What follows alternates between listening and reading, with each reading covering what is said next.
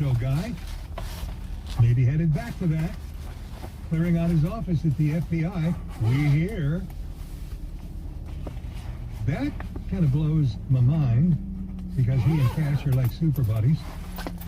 And the Bureau, or somebody in a statement, is saying he may return to the MAGA media circuit. It's, New York Times, okay. And Bongino is telling his associates he could leave as soon as this week or as late as mid-January. So what's that going on? Jeez, why? I'm just reading. It's the first time I've seen this. And that's it. Okay. We'll see. It's kind of mind-blowing, isn't it? Moving right along.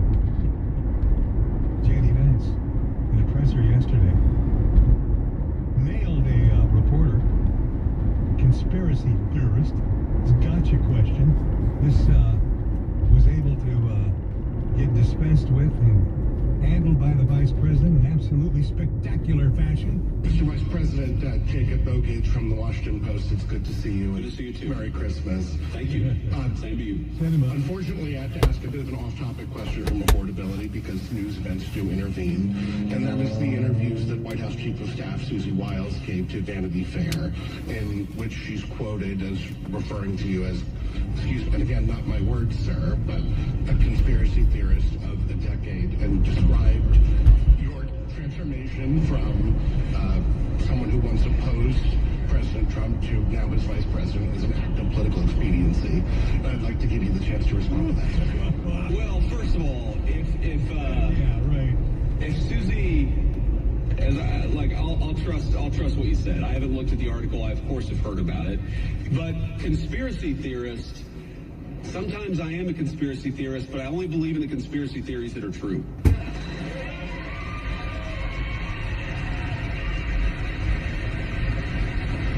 And by the way, Susie and I have joked in private and in public about that for a long time. For example, I believed in a crazy conspiracy theory back in 2020 that it was stupid to mask 3-year-olds at the height of the COVID pandemic, that we should actually let them develop some language skills.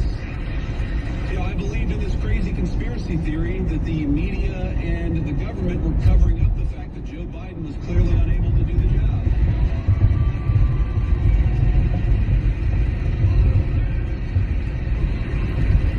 And I believed in the conspiracy theory that Joe Biden was trying to throw his political opponents in jail rather than win an argument against his political opponents. So, at least on some of these conspiracy theories, it turns out that a conspiracy theory is just something that was true 6 months before the media admitted it. And that's my understanding. Now, look, I do want to say something about Susie, though, because, again, having not read this article, Susie is a person I've come to know very, very well. And, you know, a lot of you probably ask yourself, what is it like behind the scenes? What's going on, actually, behind the scenes of the Trump administration? And I'll tell you, the president is exactly in private who he is in public. Like, I'll tell you a little story. Actually a week or so ago, I walk into the Oval Office, and Marco and I are sitting there talking with the president about something. He says, stop. And he looks at our shoes and says, you guys have terrible shoes. So he goes and gets a shoe catalog. And remember, this is the Christmas season, so the president's got some holiday cheer.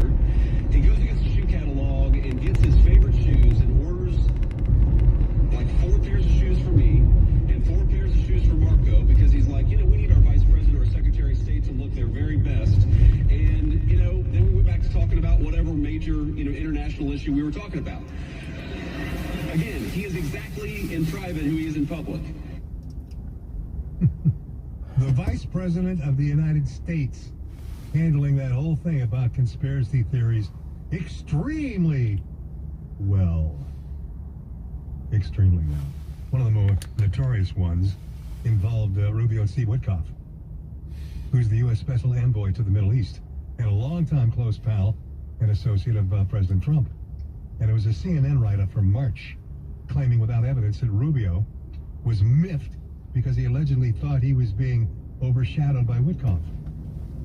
Both Witkoff and Rubio shut that rumor down soon after. Rubio, in particular, tweeting, if we can still use that word, that CNN is an anti-Trump gossip tabloid that uses thinly sourced stories to generate clicks and try and make more trouble.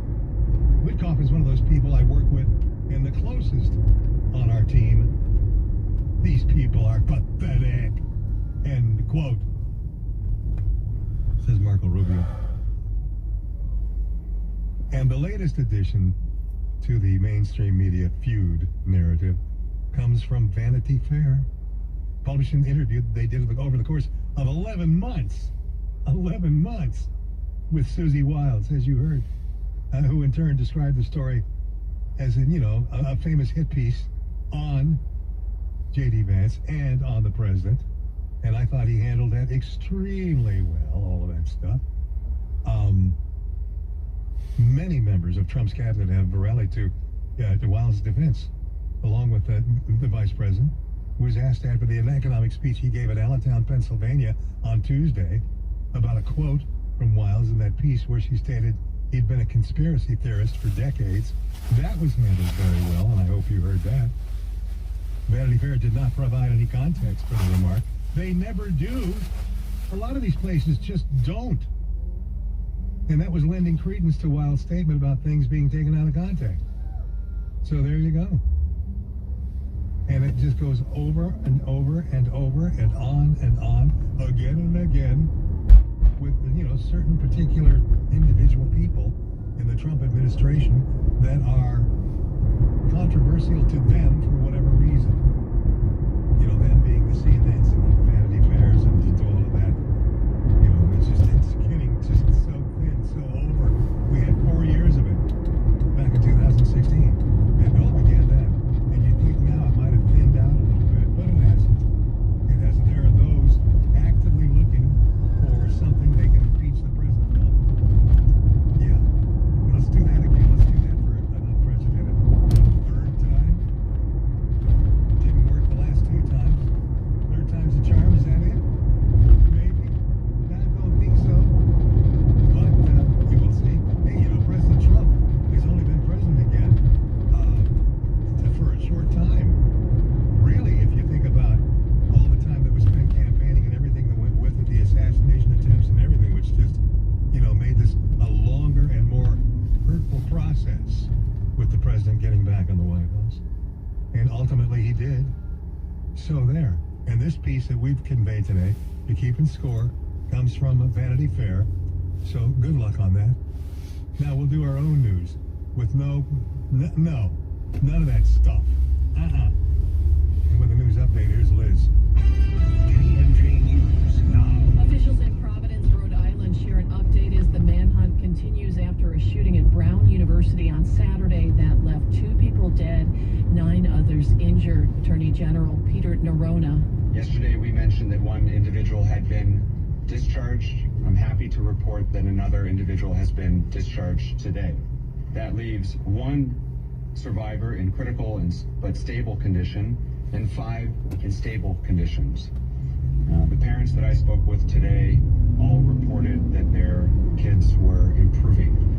Providence police have released an enhanced photo of the suspect. They're asking for the public's help identifying and speaking with the individual. Investigators say the person was in close proximity to the person of interest and may have information. The entertainment world still reacting after the death of Rob Reiner and his wife. Their 32-year-old son, Nick Reiner, appeared in court today facing charges in the killing of his parents. That arraignment postponed until January 7th.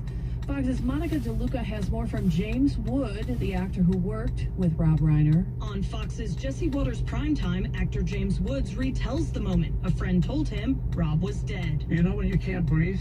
I literally said,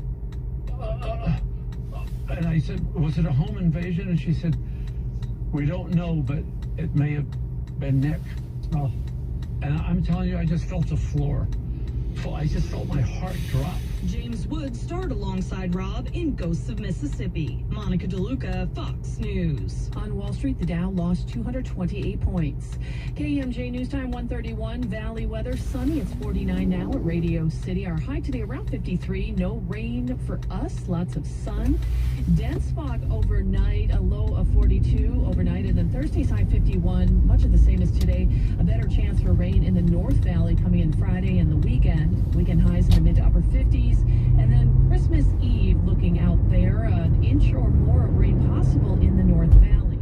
I'm Liz Kern on KMJ at KMJNow.com or wherever you stream. Ride-In Truck Center is now certified as a Carb Clean Truck Test Center. Yes, Carb Clean Truck checks are now required for all diesel DMV registrations. If you have a truck or a fleet of diesel trucks and you need Carb Clean certification, get to Ride-In Truck Center. It doesn't matter what brand diesel you have. Ride-In certifies any and all diesel trucks over 14,000 GDW. Make your life easy with quick in-and-out service. Don't let the DMV hold you up. Schedule your appointment today at 441-7667 or online at ry-den.com. Your local Isuzu truck dealer. Community Health System is all in on building a healthier, stronger Central Valley, on investing in the latest technologies today while training the caregivers of tomorrow. All in on meeting you where you are, in our clinics, at home, or on your phone, and on prevention with a growing network of primary care providers close to home. The cause that drives Community Health System is a healthier future for the Valley. So when it comes to your health, your family, your future, we're all in. Holy smokes, Christmas is coming fast. And if you're trying to shop for the holidays, you know what a drag it is to try and buy for the cigar lover in your life while they're hovering over your shoulder. I have a suggestion. We call it daycare. Actually, I think that Cigar Mosfino prefers that I call it the lounge. Look, we've all got stuff to do, and sometimes a little distance makes the heart grow fond, especially when you're trying to Christmas shop. Drop your cigar lover off at Cigar Mosfino. Big screen TVs, they've got all the games. Cigars, accessories, cold beverages. It's a great place to hang out, visit with friends, make new friends. And conveniently, Cigar Mosfino has two lounges waiting for you at Cedar and Knees in Fresno and Hagman and Callaway in Bakersfield. If you got a cigar lover in your life and you're stuck on what to get a gift certificate. It always fits. If you want to know more, head over to cigarmosfino.com. This is the Valley's KMJ. Merry Christmas. So I tried to drive by the place that I might be working at, and I know I saw its name, but I couldn't see it through this haze.